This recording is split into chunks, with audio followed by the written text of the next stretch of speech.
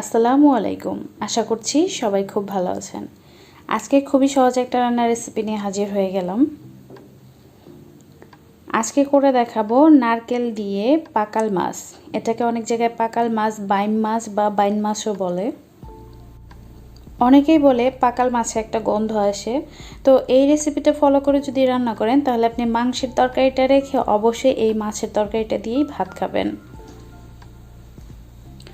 খুবই সহজভাবে আমি রেসিপিটি দেখানোর চেষ্টা করেছি, আশা করছি সবার ভালো লাগবে।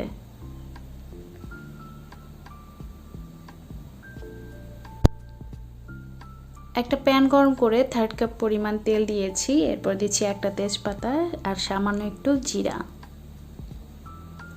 দিচ্ছি 1 কাপ পরিমাণ পেঁয়াজ।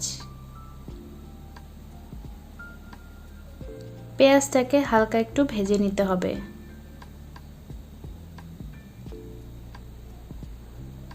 পেঁয়াজটা যখন একটু নরম হয়ে আসবে এ পর্যায়ে দিয়ে দিচ্ছি কাঁচামরিচ। এখানে আমি 3টা কাঁচামরিচ ফালি করে নিয়েছি, আপনারা আপনাদের টেস্ট অনুযায়ী ঝালটা দিবেন। এরপর দিয়ে দিচ্ছি 1 চা চামচ পরিমাণ আদা রসুন বাটা। এখন সব কিছুকে আরও কিছুক্ষণের জন্য আমি ভেজে নিয়েছি। এরপর দিয়ে দিচ্ছি 4 টেবিল চামচ পরিমাণ পানি। এরপর দিচ্ছি 1 চা চামচ পরিমাণ হলুদ গুঁড়া, 1 চা চামচ দিচ্ছি শুকনো মরিচের গুঁড়া, এরপর 1 চা চামচ দিয়েছি ধনিয়া গুঁড়া। মরিচের গুঁড়াটা আপনাদের টেস্ট অনুযায়ী একটু কমিয়ে বা বাড়িয়ে দিবেন। মশলাটাকে কিছুক্ষণের জন্য কষিয়ে নিচ্ছি। মশলাটা কষানো হয়ে গেলে এরপর দিয়ে দিচ্ছি নারকেল। এখানে আমি কুড়ানো নারকেল সামান্য একটু পানি দিয়ে হালকা ব্লেন্ড করে নিয়েছি, একেবারে স্মুথ করিনি। এরপর নারকেলটাকে কিছুক্ষণের জন্য মশলায় কষিয়ে নিচ্ছি। এরপর দিয়ে দিচ্ছি 1 চা চামচ পরিমাণ লবণ, দিয়ে দিচ্ছি 4 টেবিল চামচ পরিমাণ পানি। এতে করে নারকেলটা খুব ভালো মতো কষানো হবে, সেই সাথে সেদ্ধও হবে।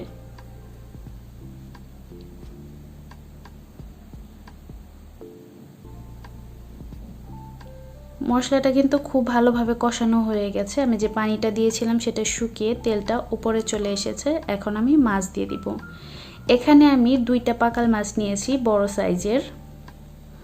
এখন মশলার সাথে মাছটাকে খুব ভালোভাবে মিশিয়ে নিতে হবে। মেশানো হয়ে গেলে ঢেকে রান্না করব 5-6 মিনিটের জন্য। চুলার আঁচটা মিডিয়ামে থাকবে।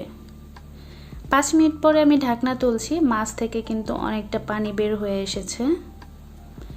এখন আমি এটাকে একটু উল্টে পাল্টে দিচ্ছি। এখন মাছটাকে ঢেকে আরও 7-8 মিনিটের জন্য রান্না করে নিব। চুলার আঁচটা এ পর্যায়েও মিডিয়ামেই থাকবে। 8 মিনিট পর ঢাকনা তুলছি, সম্পূর্ণ পানিটা শুকিয়ে তেলটা উপরে চলে এসেছে, সেই সাথে মাছটাও কিন্তু 90%-এর মতো সেদ্ধ হয়ে গেছে। এখন এর মধ্যে দিয়ে দিচ্ছি 1.5 কাপ পরিমাণ পানি। আপনি কতটা ঝোল খেতে চান তাই বুঝে পানিটা দিবেন। গন্ধের জন্য দিব 2টো কাঁচামরিচ। এখানে ধনেপাতাও দিতে পারেন, তবে নারকেলের গন্ধটা রাখার জন্য আমি ধনেপাতাটা দিচ্ছি না। ঢেকে রান্না করব ঝোলটা গাঢ় হওয়া পর্যন্ত।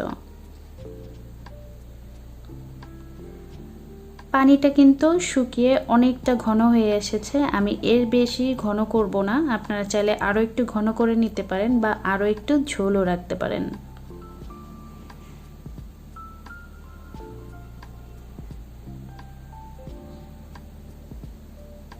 দেখে কি মনে হচ্ছে বলেন তো, মাছ খাবেন নাকি মাংস?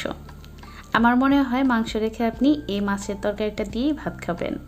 খুব সহজেই তৈরি হয়ে গেল নারকেল দিয়ে পাকাল মাছের ঝোল। আর রান্না তো সহজই হওয়া উচিত, তাই না?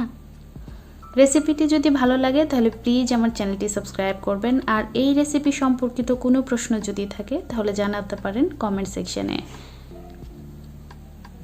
আপনারা রান্না শেয়ার করতে পারেন আমার ফেসবুক গ্রুপ এবং পেজে, লিঙ্কটা ডেসক্রিপশনে দেওয়া থাকবে। সবাই ভালো থাকবেন, দেখা হবে নতুন কোনো রেসিপি নিয়ে পরবর্তী ভিডিওতে। সে পর্যন্ত আল্লাহ হাফেজ।